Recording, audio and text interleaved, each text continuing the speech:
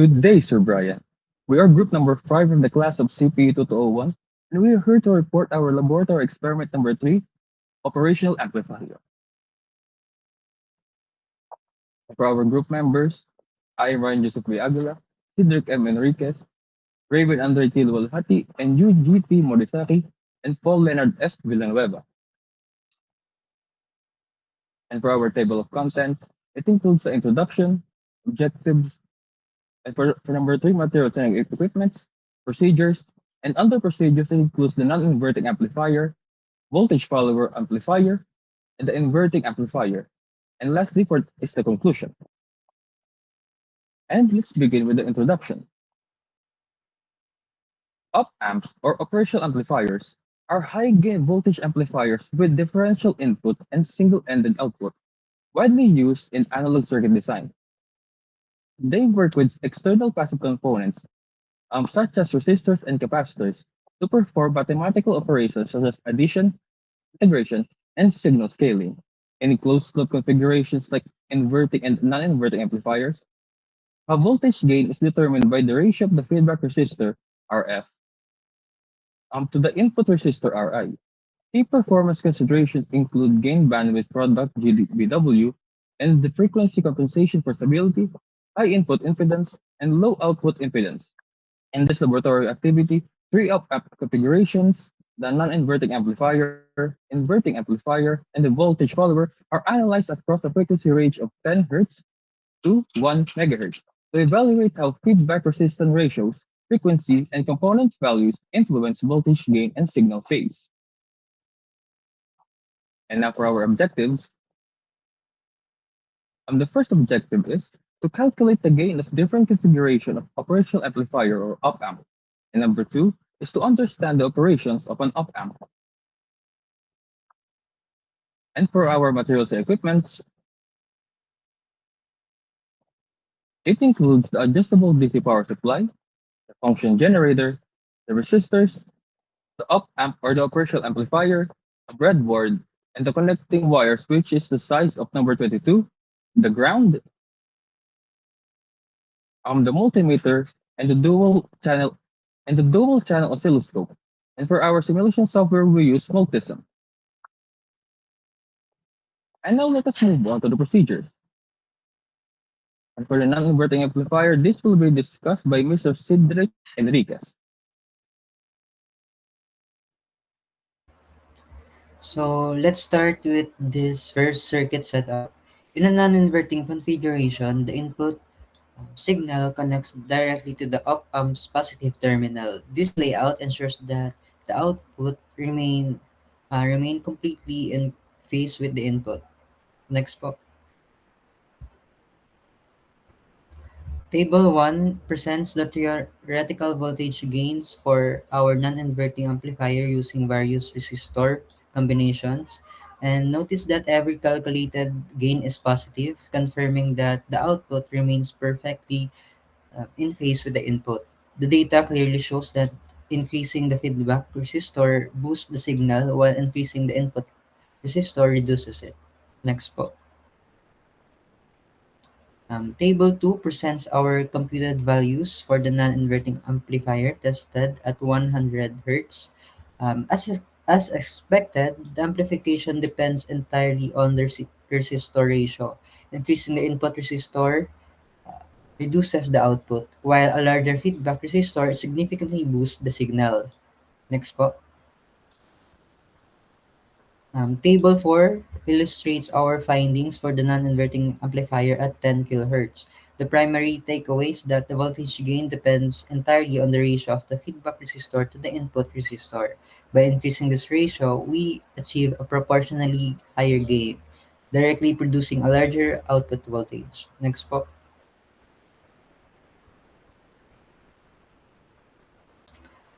This table displays our calculated results for the amplifier at 100 kHz.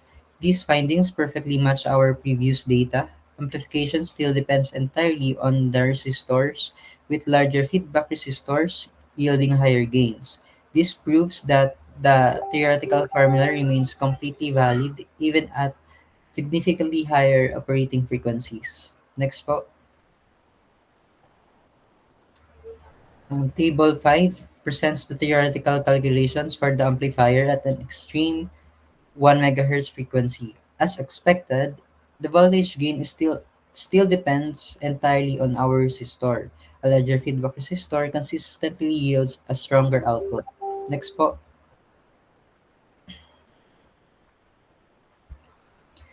This table demonstrates the clear relationship between our resistor and the amplifier performance. The voltage gain depends entirely on on the balance between the feedback and the input resistors.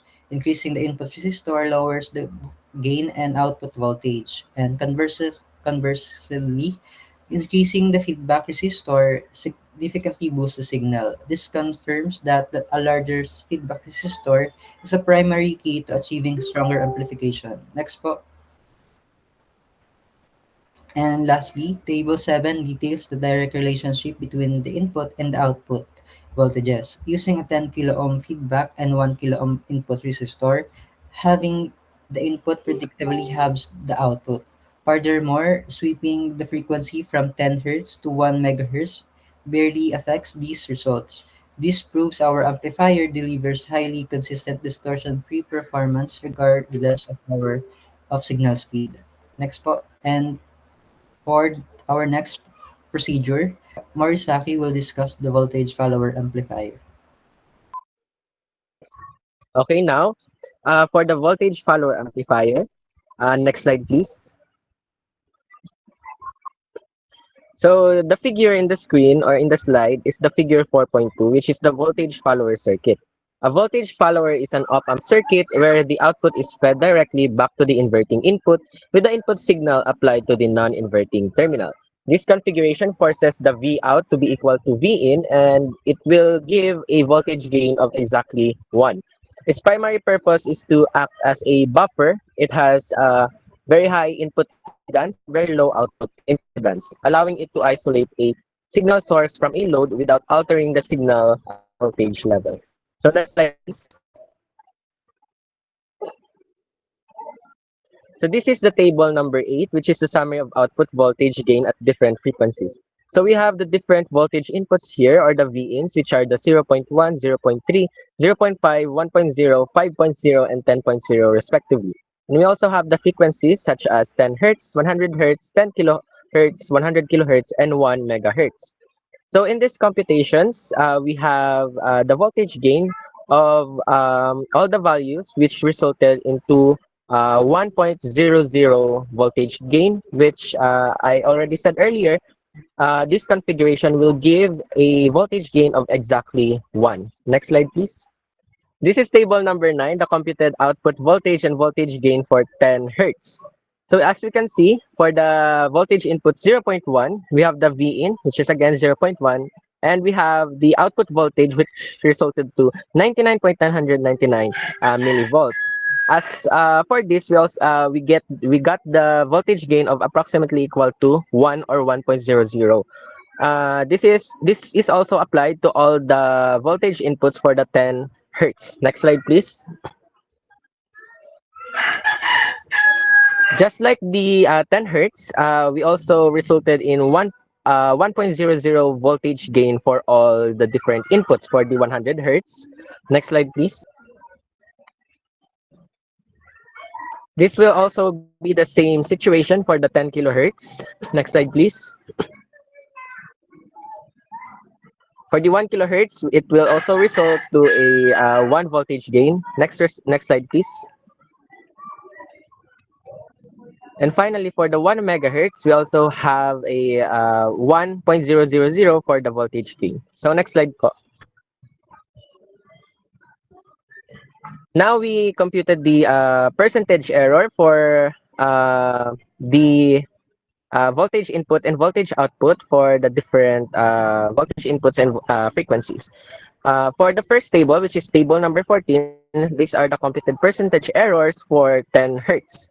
As we can see po, using the formula, which is percentage error is equal to the absolute value of V output minus V input over the V input multiplied by 100, we got 0.001% for the 0.1 voltage input, 0.001% as well for 0.3, 0.001% for 0.5 as well.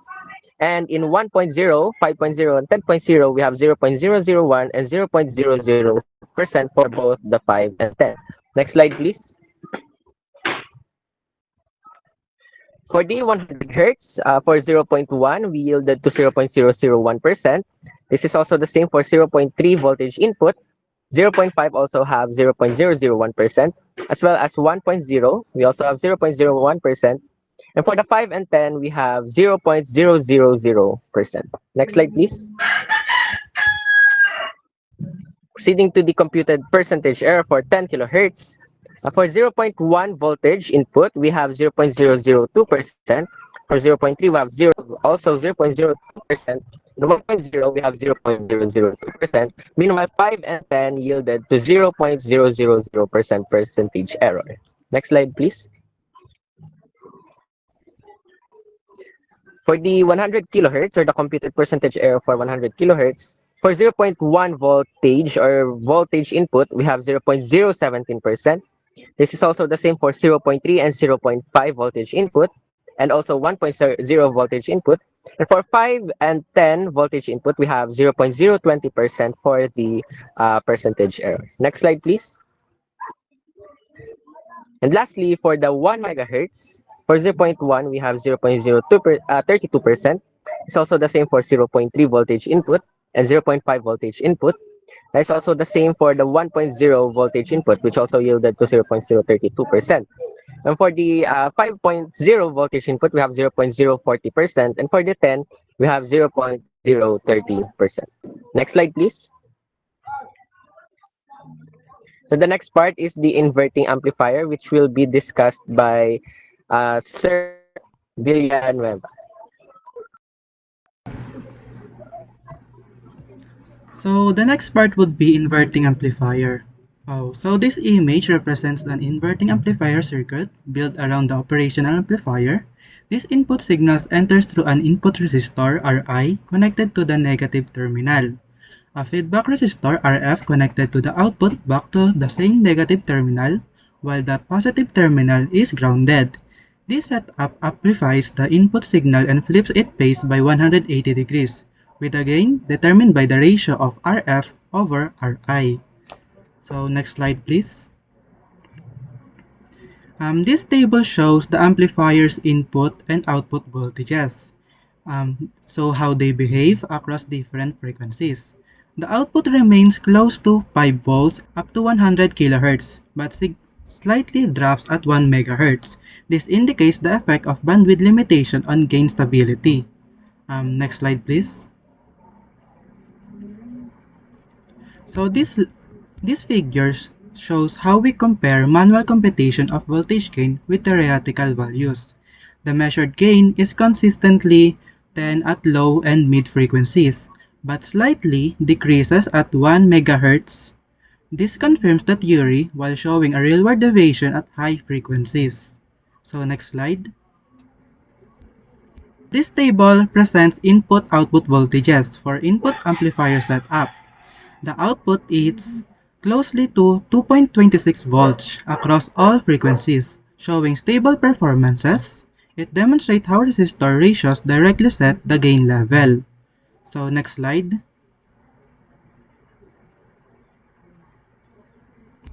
So this is another table of manual and theoretical calculations. So the manual gains value is 4.554, closely matching the theoretical calculation. And the slight drop at 1 MHz highlights the practical effects of frequency response. But overall, the circuit behaved as expected. So next slide.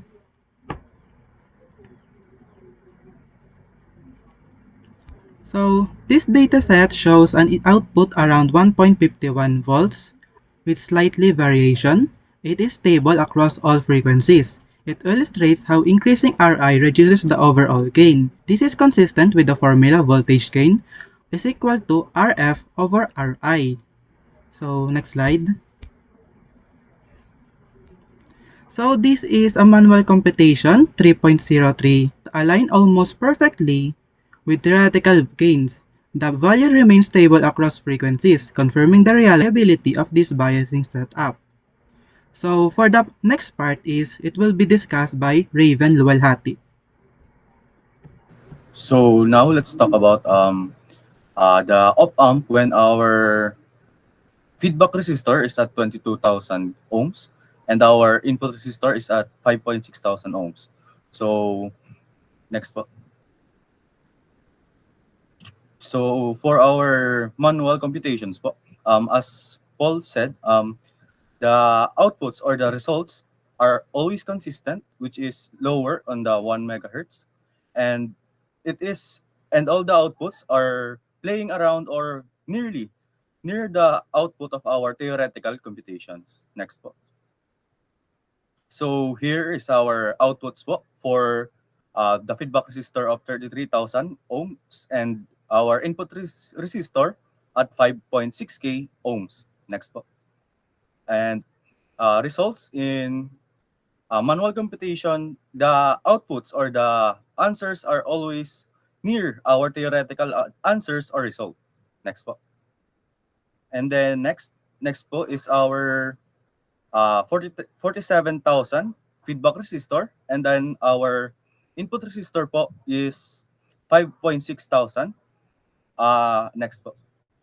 And so here in our manual computation table, we could see that it is still consistent wherein in 1 megahertz, the value is lower, and however, the results of overall is still near or still playing around the value of our theoretical computations. Next po. And here po, showed that the operational amplifiers perform reliably, even though there is a wide frequency range and with only minor deviations po on higher frequencies such as the 5 volts and 10 volts. This experiment po is conducted on 10,000 feedback resistor and 1,000 input resistor. Next po. So our next part po would be conclusions, which would be presented by Ryan. In this experiment, successfully demonstrated the fundamental behavior of three op-amp configurations: the non-inverting amplifier, the voltage follower, and the inverting amplifier. In all configurations, closed-loop gain is controlled by the external resistors or by direct feedback in the case of the voltage follower, and the non-inverting amplifier produced an in-phase amplified, amplified output consistent with the theoretical resistor ratio, performing reliably across low to moderately high frequencies. The voltage follower yielded an output nearly identical to the input across all tested voltages and frequencies, confirming its role as an effective buffer with high input impedance and low output impedance.